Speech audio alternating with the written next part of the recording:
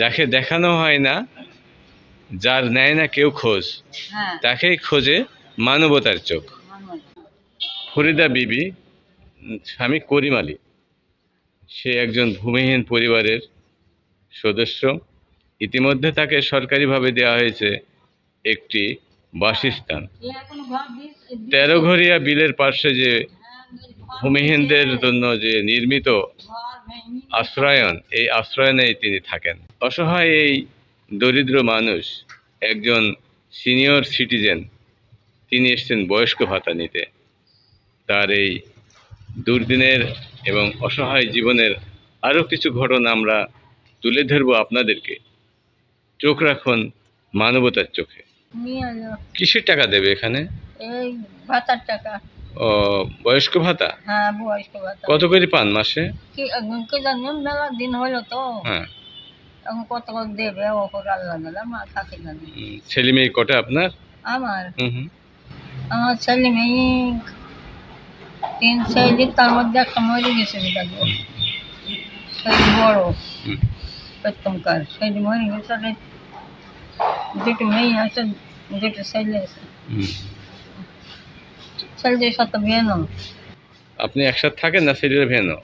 হ্যাঁ, ভেনো। ও, তো আপনার চলাচল রান্না বান্না কে করে দেয়? ওর বউ করে দেয়। বউ করে? হ্যাঁ, দেয়, খায়, দাওয়াত দেয়, খাবার দাবার দেয়। হ্যাঁ, সব দেয়। এই যে মোটা আছে, কোয়ার ছেলে না। আপনার কোনো জমি জায়গা নেই? না। আপনার স্বামীরও ছিল না? স্বামী নাই। কত বছর আগে মারা গিয়েছে? স্বামী 20-22 বছর বেশি হবে। বেশি মারা গেছে? হ্যাঁ। এই চাইছেন্তি খেতে খেতে একবার পড়ে গেছি। এখন আর চলাফেরা করতে পারেন না? না, একটু চোখে দেখতে পাচ্ছি। বয়স কি আপনার 100-র উপরে হবে? আল্লাহ জানে বাপ, তুমি দেখো। হ্যাঁ, তা তো আমি তো বলতে পারি না। আমার আবাল মামা মরে গেছে, বাপ মরে গেছে, ভাই মরে গেছে, কেউ নাই আমার। নেই না, আমার অধিভুক্ত কেউ নাই। তারাই বলবে, বলার জিনিস নাই আমার। 13 ঘরে বিলের পাশে ভূমিহীনদের জায়গা? হ্যাঁ, ওখানে থাকেন? ওইখানে থাকে বেটা। তো এখন এই যে মাকে, বৃদ্ধ মা, ওনাকে কোথা থেকে এখানে নিয়ে এসছেন কেন? এখানে নিয়ে এসছে সবাই সমিতি টাকা নেওয়ার জন্য। আপনার আম্মু কি বয়স্ক ভাতা পায়? জি, পায়। ওখানে ঘর পেয়েছেন আপনারা? হ্যাঁ, ওই ঘরে আর কে কে থাকে আপনাদের সাথে? মা থাকে, আমার ছোট বোন আছে, আচ্ছা, আমি আছি, আমার ছেলে পেলে আছে 2টো। তো এই মাকে এখন কে দেখাশোনা করে? আমি করি দেখাশোনা। আপনি দেখাশোনা করেন? উনি চোখে ঠিক মতো দেখতে পায় না?